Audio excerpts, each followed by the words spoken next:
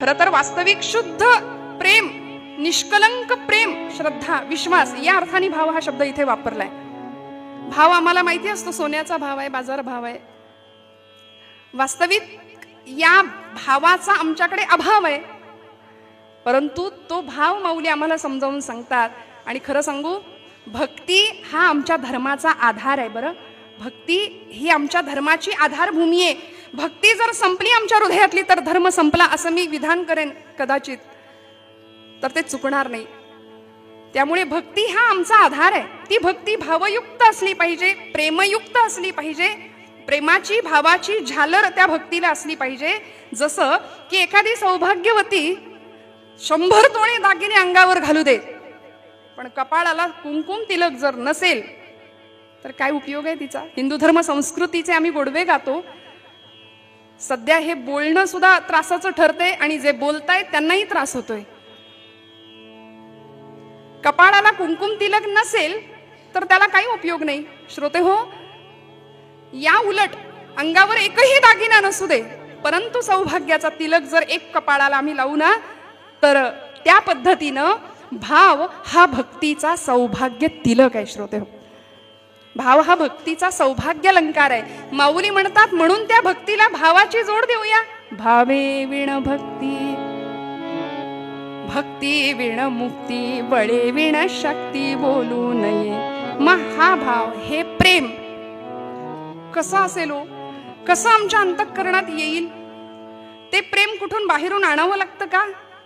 अहो, प्रेमाची, भाव हा प्रेम या अर्थानेच माऊलींनी जर शब्द वापरलाय, तर आमच्या भक्तीतलं प्रेम कुठे आटलंय? आमच्या भक्तीमध्ये प्रेम नाही का?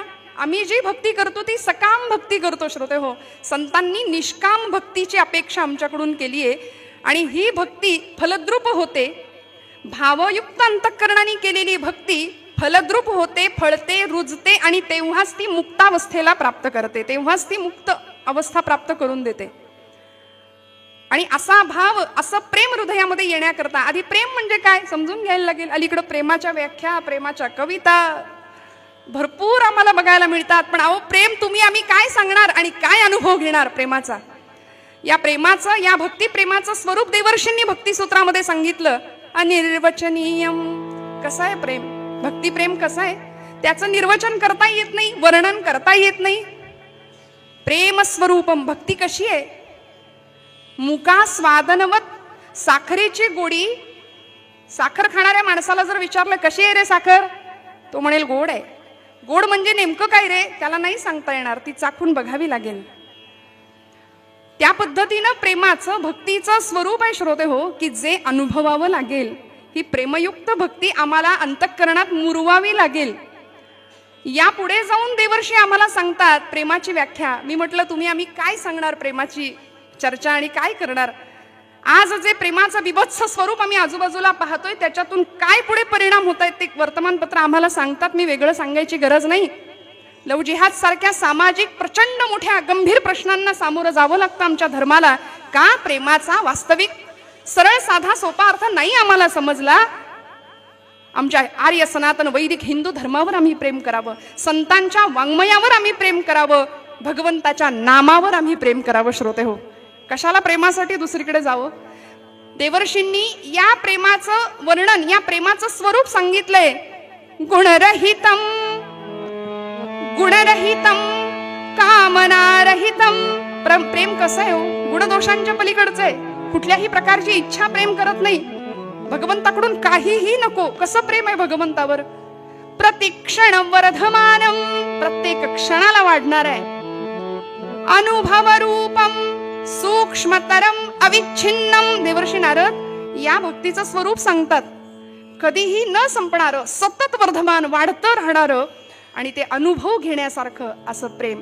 तदर्पिता खिलाचारता तद्विस्मरणे परम व्याकुलता इति. देवर्षी म्हणतात की जरा जरी विस्मरण झालं ना भगवंतांचं, तरी असा जीव व्याकुळ कासावीस झाला पाहिजे, अशी भक्ताची अवस्था असते. बरं, आणि म्हणून भक्तीचे प्रकार आपल्याला भागवतामध्ये सुद्धा भक्त प्रल्हादांनी सांगितले, ते प्रसिद्ध आहेत. श्रवणम, कीर्तनम, विष्णू स्मरणम, पादसेवनम. आपल्याला हे प्रकार माहिती आहेत. यापुढे जाऊन देवर्षी नारदांनी भक्ती सूत्रामध्ये भक्तीचे 11 प्रकार सांगितले. त्याच्यामध्ये प्रल्हादाचे 9 प्रकार समाविष्ट आहेत. गुणमहात्म्यासक्ती, रूपासक्ती, कांतासक्ती, वात्सल्यासक्ती, दास्यासक्ती, विरहासक्ती, 11 प्रकार देवर्षी सांगतात. यापुढे जाऊन मधुराद्वैत संप्रदायाचे अध्वर्यू गुलाबराव महाराज 16 प्रकार भक्तीचे सांगतात. आणि या सर्व प्रकारांमध्ये भगवंतांच्या गुणांची आसक्ती, रूपाची आसक्ती व्हावी, प्रेमयुक्त अंतःकरणाने ती भक्ती केली जावी. काय असते हो ही आसक्ती, काय असतं हे प्रेम? म्हणून यथाव्रज गोपिकानाम देवर्षींना का लिहावंसं वाटलं, का सूत्र सांगावंसं वाटलं? कारण इतकं प्रेम की ज्यांच्यासाठी भगवंत रडत होता. एवढंच नाही, तुका म्हणे त्याचा देव सर्व भार चालवी कामार होऊन या. भगवंत प्रसंगी अशा भक्तांचा दास होतो. कामार म्हणजे सेवक, सेवक होतो, गडी होतो. वाटेल ती कामं अशा भक्तांच्या घरी भगवंतांनी केलेली आहेत. श्रोते, आपल्याला उदाहरण माहिती आहेत. गोकुळामध्ये ज्यावेळी भगवान गोपाल कृष्णांचा जन्म झाला, भगवंतांची रूपासक्ती काय आहे बघा. जन्म झाला आणि यशोदा माता म्हणाली उत्सव म्हणा उत्सव. गोकुळामध्ये भगवंत आलाय, गोपाळ कृष्ण, आणि त्याला बघण्याकरता सगळ्या गोकुळवासियांनी गर्दी करावी. ही गर्दी सगळ्या गवळणी अक्षरशः त्या नंदांच्या वाड्यासमोर मोठीच्या मोठी रांग लागावी. सगळ्या गोपी अगदी नटून थटून साज शृंगार करून कुठे आल्यात? कृष्णाला बघायला, भगवंतांना बघायला. नंदाचा नंदन देखिला, नंदाचा नंदन संत म्हणतात तेने वेधियले मन. असा राजस सुकुमार मदनाचा पुतळा, त्याच्या रूपाचं वर्णन करायला संतांना शब्द कमी पडावे इतकं वर्णन त्याचं केलंय. मग त्या रूपाला पाहण्याकरता सगळ्या गोपी आलेल्या आहेत. आणि त्या सगळ्या गोपींच्या मध्ये अगदी 90-95 वर्षाची गवळण होती बरं का. एक गोपिका होती. ऐकलेला दृष्टांत आहे पण खूप गोड आहे, आवरत नाही मोह म्हणून सांगून पुढे जाणार आहे की अगदी 90-95 वर्षाची ती गवळण कृष्णाला बघायला आलीये. घाई गडबडीने आलीये की मलाही कृष्णाला बघायचंय. प्रत्येकीच्या हातामध्ये सोन्याच्या मोहरा आहेत, चांदीच्या मोहरा आहेत, काहीतरी धनधान्य आहे, काहीतरी वस्तू घेऊन त्याची दृष्ट काढायला प्रत्येक जण समोर आहे. उतावीळ झाली आहे त्याला बघण्याकरता. आणि ही 90 वर्षाची गवळण अशी रांगेमध्ये येऊन उभी आहे. तिने सगळ्यांकडे एकदा बघितलं, म्हणाली काय सजून धजून सगळे आलेत आणि मी मात्र अशीच आहे, अशीच आलीये. त्याला काय वाटेल? ज्याला बघण्याकरता मी आलीये त्याला नाही बरं वाटणार, मला पण छान तयार होऊन गेलं पाहिजे म्हणाल्या. म्हणून ती गवळण थकलेलं वय माघारी गेली घरी आणि आपला शृंगार करायला सुरुवात केली. बरं, शृंगार करायला सुरुवात केली. काय सजली असेल हो, आता ते वर्णन मी अजिबात नाही करणार. पण झालं असं, आपला जुना शालू तिने काढला, वय झालं होतं, शरीराला कंप सुटलेला, थोडंसं उलटा नेसला गेला बरं का. भरजरी किनार उलटी झाली, थोडंसं मेकअप करायला फसलं, जराशी चुकलं आणि झालं असं, होठो पे काजल नयनो में लाली. काय झालं, काय वर्णन आहे? होठो पे काजल नयनो में लाली, गालों पे टिकली लगाते चले, दीवानी बनी दीवानी बनी. आणि अशी तिचं ते प्रेम, तिची ती रूपासक्ती, भगवंताला बघायचंय आणि ज्याच्या समोर जायचंय त्याच्या समोर बी तयार होऊन जाणार, हा भाव अंतरीचा शुद्ध. आणि असा भाव घेऊन ती जेव्हा बाहेर रस्त्याने चालायला लागली ना, तेव्हा तिचे यजमान तिला समोर त्यांनी बघितलं, म्हणाले अरे बापरे ही आमचीच आहे वाटतं. आणि समोर गेले, म्हणाले अगो बाई काय कशी दिसतीयस बघ, तू काय अवतार केलायस तू तुझा. ती म्हणाली काय झालं? अजिबात चांगलं नाही दिसत आहे म्हणाले. कुठं कृष्णाला बघायला निघालीस ना, मग कशी तयारी केली आहे जरा आरशात बघ स्वतःला. त्या 90 वर्षाच्या गवळणीने जे उत्तर दिलं ना श्रोते हो, ते फक्त हृदयात ठेवूया. ती असं म्हणते की अहो मला माहितीये माझं सगळं चुकलंय, मला माहितीये माझं काहीतरी गडबड झालीये, पण आता खरं सांगू का, माझ्याकडे वेळ कमी आहे. भगवंतांना बघण्याआधी मी जर हे पुन्हा दुरुस्त करायला माघारी गेले आणि त्याच्यातच माझा प्राण गेला, त्याच्यातच मी संपले, तर त्याला बघायचं राहून जाईल. इतका सुंदर भाव या भक्तांकडे होता. म्हणून या गोपिकांसाठी भगवंत रडत होता द्वारकेमध्ये श्रोते हो. या गोपिकांच्या पायाची धूळ अंगाला लागावी म्हणून भगवंत व्याकुळ होत होते, कासावीस होत होते. आणि भक्तीचा अलंकारच हा आहे मला सांगा, भक्त नाही तर भगवंत नाही. भक्ताशिवाय भगवंताला काय, कुठे जागा आहे राहायला? कुठे राहणार भगवंत भक्ताच्या अंतःकरणाशिवाय? त्यामुळे अशी भावयुक्त अंतःकरणाची भक्ती ज्ञानोबांना अपेक्षित आहे तुमच्या माझ्याकडून. पण आम्ही सकाम भक्ती करतो आणि आम्ही सगळे लवाड भक्त आहे. मला असं वाटतं भक्तीमध्ये नाही, सकामता नाही, निष्काम भक्ती संतांनी आमच्याकडून अपेक्षित केली. म्हणून ज्ञानराज म्हणतात, भावे विण भक्ती, भक्ती विण मुक्ती. आणि भक्तीचा भावानी भक्ती फलद्रूप होणार आहे. आणि जर ती भक्ती फळली, रुजली, फुलली तर ती मुक्त अवस्थेला प्राप्त होणार आहे. तर आम्हाला मुक्त अवस्था प्राप्त झाल्याशिवाय राहणार नाही असं माऊली म्हणतात. हा भाव श्रोते हो, जर आम्हाला जमला ना तर पुढे जाऊन माऊली असंही आम्हाला सांगतायत, सायास करीसी प्रपंच दिननिशी हरिसी न भजसी कवण्या गुणे. जो प्रपंच सुख मिळवून देईल असं आम्ही वाटून घेतो आणि त्याच प्रपंचामध्ये गुरफटून राहतो. पुनरपि जननम पुनरपि मरणम पुनरपि जननी जठरे शयनम, या चक्रामध्ये अडकतो. हे म्हणजे असं झालं, पाण्यामध्ये होडी सोडतो ना आम्ही कागदाची, त्या होडीचा तसा काहीच उपयोग नाही, ती तात्पुरतीच असते ना. त्या होडीमध्ये बसून आम्हाला प्रवास करता येतो ना, ती होडी आम्हाला कुठल्या किनाऱ्यापर्यंत घेऊन जाते. म्हणून माऊली सुद्धा ज्ञानेश्वरीच्या अगदी पहिल्याच अध्यायात म्हणतात, पै भक्ती एकी पै भक्ती मी जाणे, तेथे सान थोर न म्हणे, आम्ही भावाचे पाहुणे भलते या. येर पत्र पुष्प फळ हे भजावया मिस केवळ, या वाचोनी लाग निष्फळ भक्ती तत्व माऊली म्हणते. आणि अशा भक्तीला प्रेमाची जोड द्यावी. काय होता हो भाव, अनेक भक्तांच्या अंतःकरणातला भाव. ज्यांच्या घरी भगवंत राबले असे आमचे संत श्रेष्ठ एकनाथ महाराज. गिरिजाबाई पत्नीचं नाव. मला कधी कधी असं प्रश्न पडतो, कधी असा विचार मनात येतो की काय असेल गिरिजामाईंचा आणि एकनाथ महाराजांचा प्रपंच. श्रोते हो, ज्यांना शांती ब्रह्म असा दर्जा समाजाने दिला, समाजाने म्हटलं शांती ब्रह्म एकनाथ महाराज, ज्यांनी भागवत धर्म संप्रदायाची परंपरा खऱ्या अर्थी सनाथ केली असे संत श्रेष्ठ एकनाथ महाराज आहेत. गिरिजामाई त्यांच्या पत्नी, गावामध्ये अनेक प्रकारचे लोक होते. त्यापैकी असेही काही लोक होते की महाराजांना, नाथांना छळणारे, नाथांची परीक्षा घेणारे. एकाला आपल्या मुलाची मुंज करायची होती, पैशांची गरज होती म्हणून गावातल्या लोकांकडे त्यांनी पैसे मागितले. गावातली मंडळी म्हणाली, तुला आम्ही पैसे देतो पण आमचं एक काम कर. काम काय? नाथांकडे जा आणि शांतीब्रह्म म्हणून घेतात ना स्वतःला, जग त्यांना शांतीब्रह्म म्हणतं ना, तर आता नाथांना राग आला पाहिजे असं काहीतरी कर, नाथांना राग येऊन दाखव. तो म्हणाला चालेल.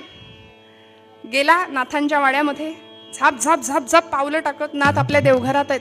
आणि देवघरामध्ये भगवंतांच्या समोर बसून, यस्य स्मरण मात्रेण जन्म संसार बंधनात विमुच्यते नमस्तस्मै विष्णवे प्रभ विष्णवे. विष्णू सहस्रनामाचं स्तोत्र पठण सुरू आहे. आणि तो गृहस्थ चपला घालून आतमध्ये गेलाय. बरं, चपला घालून आतमध्ये गेला.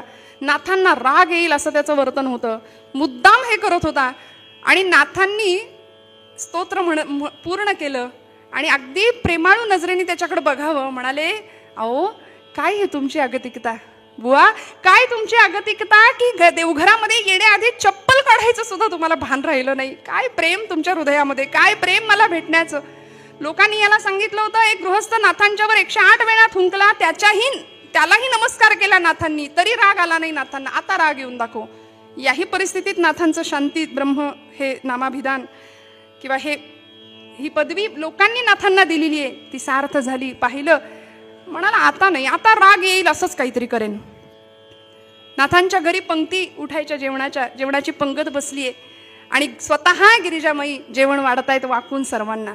पूर्वीचा काळ होता हो, आता आम्ही सुधारित झालो, सोफिस्टिकेटेड झालो, प्रचंड सुशिक्षित झालो. मला असं कधी कधी वाटतं नक्की उलटा प्रवास सुरू आहे की नक्की पुढे प्रवास सुरू आहे. कारण पूर्वीचा काळ बसणारा माणूस बसताना बसून जेवायचं, वाढणारा माणूस वाकून वाढायचं. आता उलट झालंय, आता वाढणारा माणूस एका जागी उभा आहे, जेवणारा माणूस सगळीकडे फिरत फिरत फिरत फिरत जेवतय. बुफे.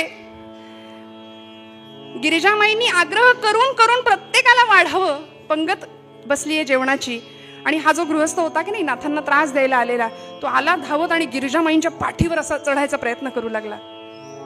श्रोते हो, नाथ महाराज बघतायत आपल्या गिरिजा पत्नीकडे आणि गिरिजा आई सांगतायत की अहो काळजी करू नका, हरीला लहानपणापासून असंच पाठीवर घेऊन वाढायची मला सवय आहे, लेकराला पडू नाही देणार, काळजी करू नका.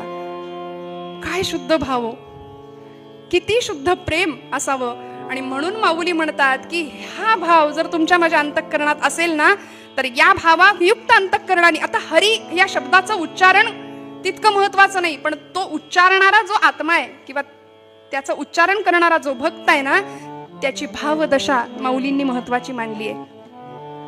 म्हणून भावे विण भक्ती, भक्ती विण मुक्ती, माऊलींनी हा क्रम सांगितला. जो प्रपंच तुला लाभच देत नाही तो प्रपंच आम्ही करतो, सगळी तळमळ सुखासाठी करतो. संत म्हणतात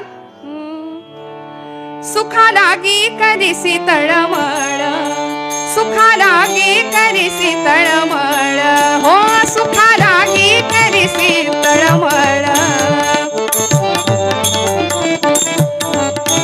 सुखा लागी करीसी तळमळ, परी तू पंढरीशी जाय एक वेळ, परी तू पंढरीशी जाय एक वेळ, मग तू अवघाची सुख रूप होशी, मग तू अवघाची सुख रूप होशी, जन्मोजन्मीचे दुःख विसरशी,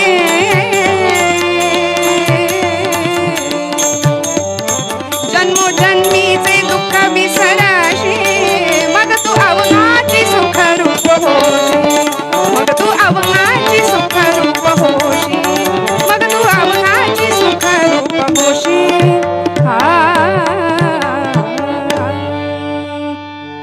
जन्मोजन्मीचे दुःख विसरशी, मग तू अवघाची सुखरूप होशी. सद्गुरु मामासाहेब दांडेकर असं म्हणायचे की प्रपंचामध्ये सुख शोधणं म्हणजे मिरच्यांच्या बाजारात जाऊन खव्याचे पेढे मागण्यासारखं आहे. मिरच्यांच्या बाजारात गेल्यानंतर तिथे ठसकाच लागणार, डोळ्यात पाणीच येणार, हे गृहीतच धरावं ना. तिथे खव्याचे पेढे कसे मिळतील? तसा हा प्रपंच डोळ्यात अश्रूच आणणारा आहे. तो दुःख मूळच आहे. संसार दुःख मूळ, चहूकडे इंगळ, विश्रांती नाही कोठे रात्रंदिन तळमळ. माऊली म्हणते ज्या प्रपंचासाठी सगळे सायास करतोस ना, तो प्रपंच बाजूला ठेवूया. पण आम्ही काय करतो? भगवंतांचं साधन बनवतो, भगवंताला साधन बनवतो आणि प्रपंचाचीच माळ ओढत बसतो.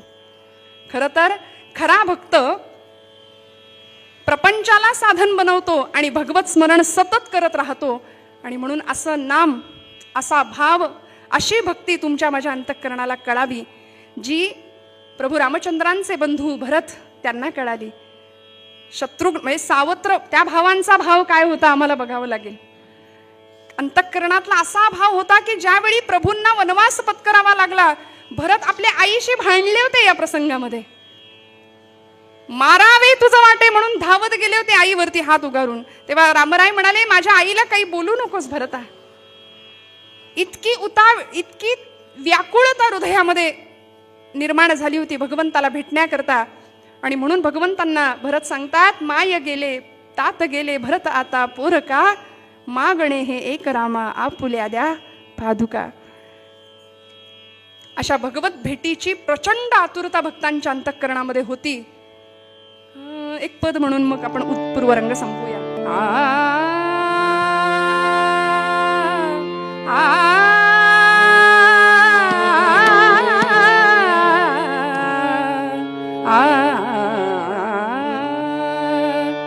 ज्यावेळी प्रभू निघाले ना वनवासाला, भरत मागे मागे मागे मागे जात होता. भरद्वाज ऋषींच्या आश्रमामध्ये भगवंत थांबले होते, कळालं, धावत मागे गेले आणि ज्या ठिकाणी भगवंत बसले होते त्या जागेवर असा हात फिरवत होते. रामा, काय भक्ताचं लक्षण असावं. भागवतामध्ये नवयोगेश्वरांनी जनकाला भक्त लक्षण सांगितलंय. त्रिभुवन विभव हे तवेप्यकुंठ स्मृती रजितात्मसुरादिभिर्विमृग्यात न चलती भगवत पदारविंदा लव निमिषार्धमपि यस्स वैष्णवाग्रहा. वैष्णवाची व्याख्या, भक्ताची व्याख्या सांगितली आहे. आणि असाच भक्त हात फिरवतायत आणि रामाला सांगतायत कधी भेटे वनवासी वियोगी रामचंद्राला, कधी भेटे. आई देवा घरी गेली मुक्ते. रोजच तर जाते, रोजच जाते ना देवाला. आता येईल दादा, एवढ्यात रडतोस काय? नाही मुक्ते, आज आई बाबा निघून गेलेत ना, ते कधीच न येण्याकरता. आई बाबा येणार नाहीत आता परत. काय म्हणालास दादा? निवृत्तीनाथांच्या जवळ गेली मुक्ताबाई आणि निवृत्तीनाथांना हळूच म्हणते, दादा आई कधीच येणार नाही.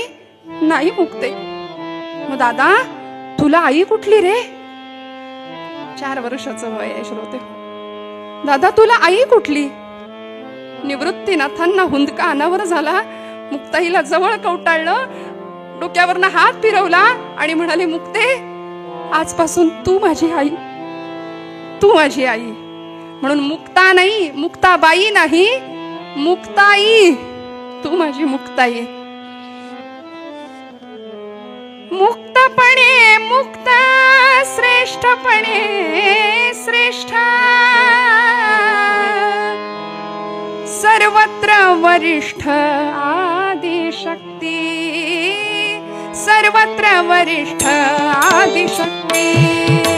मुक्तपणे मुक्त, श्रेष्ठपणे श्रेष्ठ, मुक्तपणे मुक्त, श्रेष्ठपणे श्रेष्ठ, सर्वत्र वरिष्ठ आदिशक्ती. हो सर्वत्र सर्वत्र वरिष्ठ आदिशक्ती.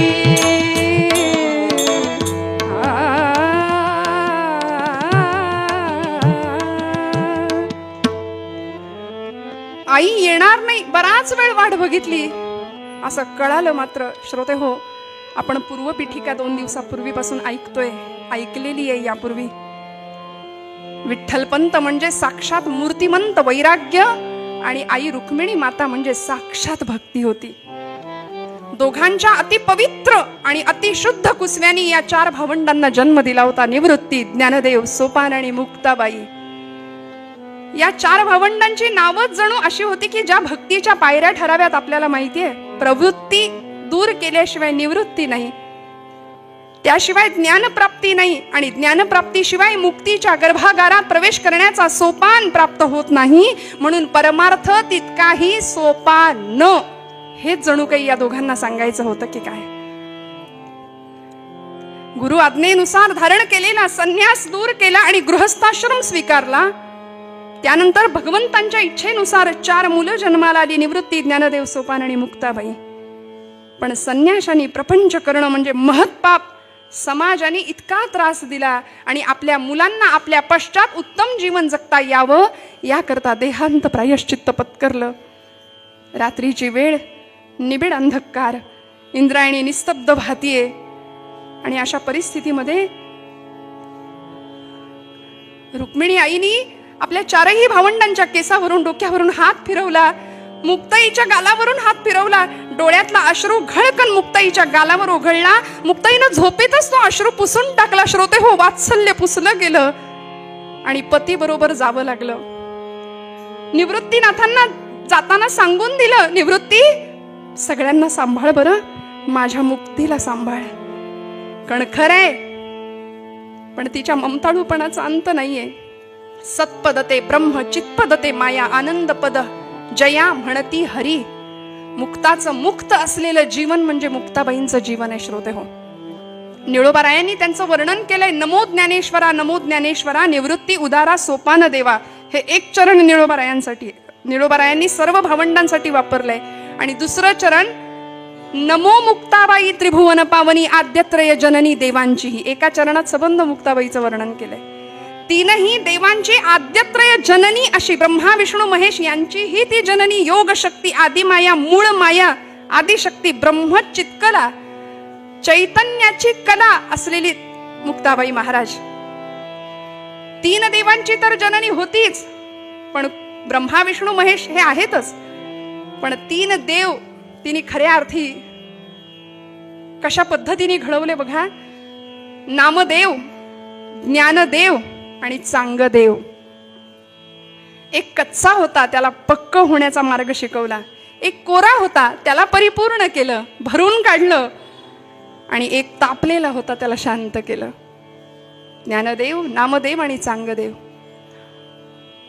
आई येणार नाही म्हटल्यानंतर रात्री इंद्रायणी निस्तब्ध झाली, निबिड अंधकार. रात्र संपली, दिवस उजाडला आणि मुक्ताबाई वाट पाहून थकली आणि आई येणार नाही याची खात्री पटली. त्यावेळी या रखुमाईच्या लेकीनं टाहो फोडला. श्रोते हो, असं म्हणता मध्ये तो टाहो. आर्त करुणा भागली भगवंतांची. आई आई म्हणून टाहो फोडला. सोपान काका रडतायत, ज्ञानदादा रडतायत. निवृत्तीनाथांनी सगळ्यांना जवळ घ्यावं. मुक्ते, ए ज्ञाना, ए सोपाना, आता रडायचं नाही बरं, आता रडायचं नाही. अरे वेड्यांनो, रडता कशाला? बघा बरं, समोरच्या पारावर ते चिमणीचं घरटं आहे की नाही? अरे काय झालं माहितीये, त्या घरट्यामध्ये त्या चिमणीची पिलं होती की नाही, 4. काल रात्री एक मोठी घार आली आणि त्या पिलांना घेऊन निघून गेली. बरं, त्या आई वडिलांना घेऊन निघून गेली, पण तरी सुद्धा सांग मुक्ते, ती पिलं कशी दाणा टिपतायत? ती थांबली का? ती दाणा टिपतायत की नाही? मुक्ता, ज्ञाना, आपल्याला थांबून नाही चालणार. निवृत्ती दादा सगळ्यांना समजावतायत, मुक्ताईला समजावतायत. आणि मुक्ताईने एवढं ऐकलं. मात्र 4 वर्षाची परकरी पोर मुक्ताबाई आमच्या महाराज पटकन परकराचा ओचा खोवला, पाण्यात शेण कालवून आणि सडा टाकायला सुरुवात. ज्ञानदादा बघतो काय, अरे जा भिक्षा मागायला. निवृत्तीनाथ ज्ञानदेव भिक्षे करता बाहेर पडले आणि सडा टाकणाऱ्या मुक्ताईकडे बघितलं. शेजारच्या कुंभारवाड्यातली लक्ष्मी आत्या धावत आली आणि पदराचा बोळा तोंडात कोंबूनच मुक्ताईला अक्षरशः हंबरडा फोडला. मुक्ते, काय झालं ग? आता सांत्वन कुणी कुणाचं करायचं? पण ही 4 वर्षाची आदिमाया ब्रह्मचित्कला काय म्हणते माहितीये? लक्ष्मी आत्या, रडू नकोस ग. माझी आई म्हणायची, भरल्या घरात रडू नये, रडू नकोस ग. लक्ष्मी आत्या म्हणतीये, कुंभारीण होती शेजारची, त्यांनी सांगावं, लय सोसलं ग दोघांनी. मुक्ते आणि एवढ्यात ज्ञानदादा यावेत. ज्ञानदादांनी सांगावं, आत्या तू कुंभारीण ना ग, मडकी बनवतेस, घट बनवतेस. मला सांग, एका घटामध्ये गाईचं शुद्ध लोणी असतं, दही असतं, आणि एका घटामध्ये संस्कारासाठी वापरलेला जाणारा अग्नी असतो ग. घटा घटांचे रूप आगळे, प्रत्येकाचे दैव वेगळे. तुझ्या विना ते कोणा न कळे.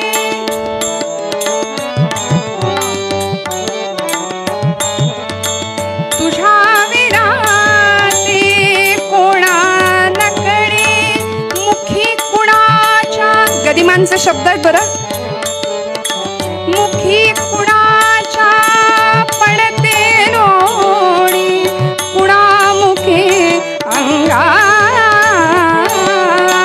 तू वेळा कुंभार विठ्ठला, तू वेळा कुंभार विठ्ठला, तू वेळा कुंभार. फिरत्याचा कावरती देशी मातीला आकार. भगवंता, काय तुझी लीला. दिवसा मागून दिवस जातायत. ज्ञानदादा चौपदरी खांद्याला अडकून भिक्षेसाठी बाहेर पडायचे आणि गावामध्ये भिक्षा मागत मागत मागत एकदा महादेव भटांच्या वाड्यासमोर येऊन उभे राहिले. बरं, महादेव भट स्नानासाठी नदीवर गेलेत. ज्ञानदादा ओम भवती भिक्षां देहि असा आवाज दिला. आतून यमुना त्यांची पत्नी धावत बाहेर आल्या. म्हणाल्या, बाळा टेक हा जरासा. उन्हानं कोमजलेलं ते पोर पाहिलं. जरासा टेक, मी गुळ पाणी घेऊन येते म्हणून झपकन मागे वळल्या. ज्ञानदादा सांगतात, आई माते, गुळ नको, नुसतं पाणी आणा. गोडाधोडाची सवय नाही राहिली आता, फक्त पाणी घेऊन या. आणि त्या मागे वळणार म्हणाल्या, हो ज्ञानदादा, अरे पाणीच काय, मी तर म्हणते आता 2-4 घास खाऊनच जा, इथून जेवूनच जायचं, मी आत्ता पान घेऊन येते. असं म्हणून त्या मागे निघाल्या. तेवढ्यात महादेव भटांची स्वारी. रागानं लालबुंद झालेला चेहरा, नदीवरून स्नान करून आलेले. आगीत आग पडली, आगडोंब उसळला आणि म्हणाले, अरे संन्याशाच्या कार्ट्या, तुम्हाला कशाला रे गोडाधोडाची सवय पाहिजे? कशाला रे जेवण हवंय? उठ, चाल, चालता हो इथून. शिव हरे शिव हरे शिव हरे. स्नान करून आत्ता आलो आणि अभद्र पोराची अभद्र सावली माझ्यावर पडली. विटाळ झाला सगळा. चल, चालता हो इथून. नको नको त्या बलगना. अरे संन्याशाच्या पोरांनी एकतर जन्माला येऊ नये आणि आलंच तर जगू नये एवढं ऐकलं मात्र ज्ञानदेवांच्या कानामध्ये हे शब्द घुमले. डोळ्यातला तप्त अश्रू अंगणातल्या तप्त भूमीवर पडला आणि तिथूनच झपकन ज्ञानदादा मागे वळले. झाप झाप झाप झाप पावलं टाकत अश्वत्थ वृक्षाच्या दिशेने इंद्रायणीच्या दिशेने चालायला लागले. अश्वत्थ वृक्ष, इंद्रायणी, सिद्धेश्वर सगळ्यांनीच मुसमुसणाऱ्या ज्ञानदादाला पाहिलं आणि येता येता झोपडीमध्ये आले. झोपडीचं दार घट्ट लावून घेतलं आणि आतमध्ये योगासनामध्ये पद्मासनामध्ये बसले, ध्यानावस्थेमध्ये बसलेत. सगळ्यांनी झोपडीचा दार उघडण्याची विनंती केली आहे. दादा दादा दार उघडा. काहीच उपयोग होईना. निवृत्तीनाथ सांगतायत ज्ञाना, अरे असं कसं चालेल रागावून, दार उघड ज्ञाना. नाही. सोपान काका सांगतायत दादा दार उघड. अरे नाही. मुक्ताबाई समोर आल्या आणि मुक्ताबाई महाराज सांगतात, दादा ए दादा, अरे असं रागवून कसं चालेल. आईच्या मायेने सांगितलं बरं. खरं तर या तिघांची बहीण होती पण माता झाली आणि या सगळ्यात असून सुद्धा ती कायम मुक्त राहिली बरं. मुक्ताचं मुक्त असलेलं जीवन मुक्ताईचं जीवन आहे श्रोते हो. दादा अरे असं कसं चालेल. जग रागावलं म्हणून आपण राग धरायचा का. सगळीकडे भगवंत आहे असा तूच म्हणतोस ना. ईश्वर सर्वभूतानां हृद्देशेर्जुन तिष्ठति भ्रामयन् सर्वभूतानि यंत्रारूढानि मायया. तू म्हणतो ना वासुदेवम सर्वमिति. भगवंत सगळीकडे असं तू म्हणतोस ना. मग या जगावरती तू रागावलास तर कसं होईल. अरे आई म्हणायची ज्ञाना या सगळ्यांना सांभाळ. दादा तूच जर असा रागवून गेलास तर महाराष्ट्राला ज्ञानेश्वरी कोण देईल मला सांग. मुक्ताबाई कान उघडणी करते आपल्या दादाची. सांग महाराष्ट्राला ज्ञानेश्वरी कोण देईल. आमच्या सगळ्यांचा कैवार कोण घेईल. त्यांना दादा दार उघड. दार उघडा दादा. आपण नाथ सांप्रदायिक आहोत, आपण योगी आहोत. आणि योगी कुणाला म्हणायचं हो. कुणाला म्हणायचं योगी. दादा अरे आपला आपणा लागला हात न करो नये खेद. जीभ दातांनी चाविली कोणे बत्तीशी पाडली. मुक्ताबाईंचे अभंग आहेत. वाणीचा ओघ कल्लोळू लागला. शब्दांनी अभंग रूप घेतलं आणि मुक्ताबाई ज्ञानदादाला सांगतेय, दादा अरे चणे खावे लोखंडाचे मग ब्रह्मपदी नाचे. आता तुला कशाला रे दादा मी हे सगळं सांगू. हे तूच आम्हाला शिकवलंयस. तूच नाही का शिकवलं. सांग काय रे उपयोग. मनभर राग आणि वरवर त्याग. काय उपयोग तुझ्या या असल्या रागाचा. दादा दार उघडा. कुणाला म्हणायचं योगी. योगी पावन मनाचा. योगी पावन मनाचा. योगी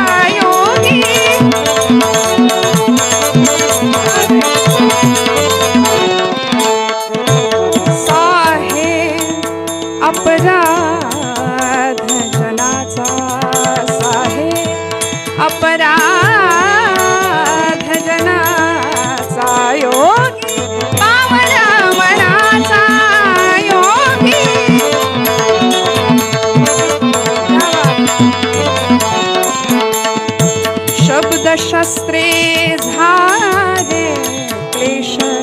संती मारावा उपदेश. संती मारावा उपदेश. दादा विश्वपट ब्रह्मदोरा. दादा दादा दार उघडा. मुक्ताबाईंनी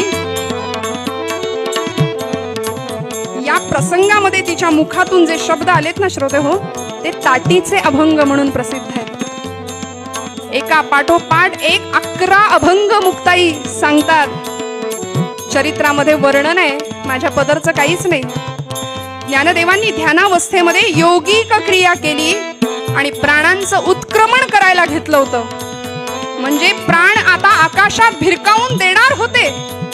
पण आदिशक्ती असलेल्या ब्रह्मचित्कला मुक्ताईंनी परकाया प्रवेश नावाची सिद्धी केली आणि आपला प्राण ज्ञानदेवांच्या प्राणाला आडवा लावला. आणि सांगतात, यावेळी मुखातून जे शब्द बाहेर पडलेत की नाही, ते शब्द हे कुठेही लिहिलेले नाहीयेत. बोलून किंवा सांगून मुक्ताई इथे शब्दांनी बोलत नाहीयेत बरं का. हे अपौरुषेय आहेत अभंग. वेद जसे अपौरुषेय आहेत ना, तसे ताटीचे अभंग प्रगट झालेत. मुक्ताई म्हणे असा कुठेही उल्लेख नाहीये या अभंगामध्ये.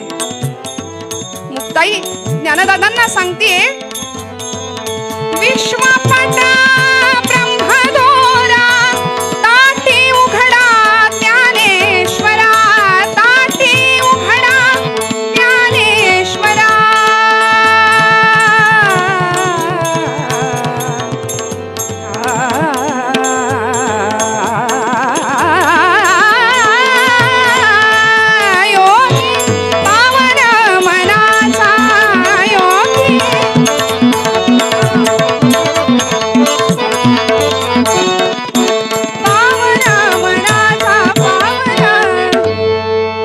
दादा, आपण तरुणी विश्वतारा ताटी उघडा ज्ञानेश्वरा.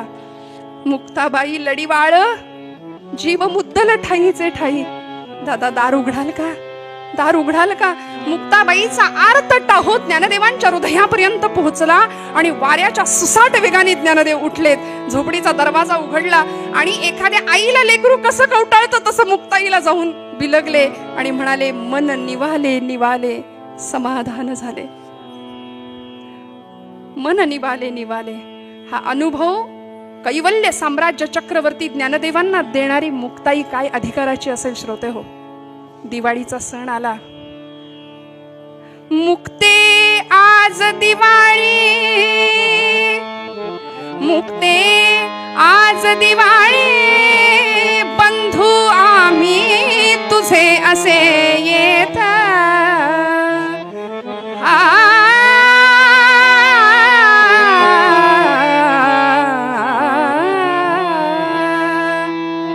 मांडे रुचिर करोनी, मांडे रुचिर करावे, सेवून राहू आम्ही आनंदात. रामा रामा रामा हरे हरे रामा रामा रामा रामा रामा रामा हरे हरे रामा रामा रामा रामा सीतापती रामा रामा रामा रामा रघोत्तमा रामा रामा रामा रामा हरे हरे रामा रामा.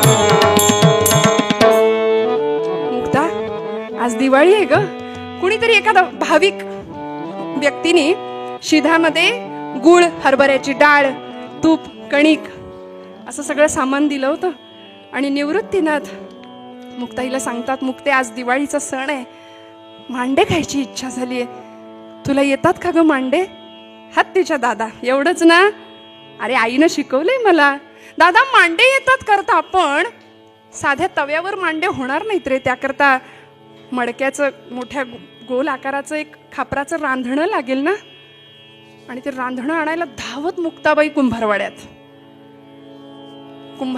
जाऊन कुंभार काकांना सांगितलं, काका माझ्या दादाला मांडे खायची इच्छा झालीये, देता का हो एक खापर. खापर घेतलं आणि येता येता रस्त्याने आनंदाने चालतीये. विसोबा चाटी नावाचे गृहस्थ आळंदीमधले समोर आले. कार्टे मुक्ते, अगं संन्याशाची पोरं तुम्हाला कशाला गोडधोड खायला पाहिजे. साधू म्हण होता ना स्वतःला, आणि गोडाधोडाची चटक जिभेची कशाला हवी. आणि इकडं ते रांधणं आणि इकडं ते खापर म्हणून ओढून घेतलं हिसकावून आणि खाली पाडलं, फुटून गेलं. रडत रडत मुक्ताई निघाली. ज्ञानादादा वाटेत भेटले. मुक्ते काय रडतीस ग, डोळ्यात का पाणी. दादा अरे रांधण फोडलं रे विसोबांनी. तुला खरं सांगू का, फोडलं त्याचं वाईट नाही वाटत, पण निवृत्ती दादाला आज मांडे खायची इच्छा झाली, कधी नव्हे ते, म्हणून वाईट वाटतंय रे दादा. काय करू रे आता, कसे मांडे खायला घालू दादाला? एवढाच ना मुक्ते, काळजी करू नकोस, चल तू मांड्यांची तयारी कर, आपण भाजूया मांडे. आणि निवृत्त मुक्ताईला घेऊन ज्ञानदादा आले. मग योग धारणा करुने ज्ञानदेवे पेटविला पंचागने. लाल बुंद ज्ञानदेवांची पाठ झालीये. मुखातनं आगीचे लोळ, आगीच्या ज्वाळा दिसतायत, आरक्त नयन दिसतायत माऊलींचे. आणि मुक्ताईनी पटापट मांड्यांची तयारी केली. मांडे थापले आणि श्रोते हो, माऊलींच्या पाठीवर मांडा टाकावा, टमकन फुगून वरती यावं. काय आनंद. इकडे विसोबा विचार करतायत, बघतोच कसे खातायत मांडे, म्हणून आले होते. आणि झोपडीच्या त्या झरोक्यातून पाहतायत काय चाललंय आतमध्ये. आतमधला तो चमत्कार पाहिला. सगळे जेवायला बसले श्रोते हो, आणि विसोबा असे त्या झरोक्यातून बघतायत आतमध्ये. मनामध्ये विचार करतायत की हा अमृताचा प्रसाद जर मला मिळाला ना, तर सगळी पाप धुवून जातील. पश्चाताप होतोय. आणि मुक्ताबाईंच्या लक्षात आलं, मुक्ताईंनी तिथूनच आवाज दिला, विसोबा असे खेचरासारखे काय उभे आहेत तिथे. खेचर म्हणजे गाढव, त्यांचं नाव होतं चाटी खरं तर, पण आम्ही त्यांना विसोबा खेचर म्हणतो. मुक्ताबाई म्हणतात असे खेचरासारखे काय उभे. आणि अरे गाढवा असं आईच म्हणते की नाही, मुलाला आईच म्हणू शकते, तोच आईचा अधिकार आहे. मुक्ताबाईंनी हा उद्गार काढल्याबरोबर विसोबा अक्षरशः धावत गेले आणि दंडवत लोटांगण प्रणाम घातला सगळ्यांना. आणि आता इथे मुक्ताबाईंनी विसोबांना अनुग्रह केलाय.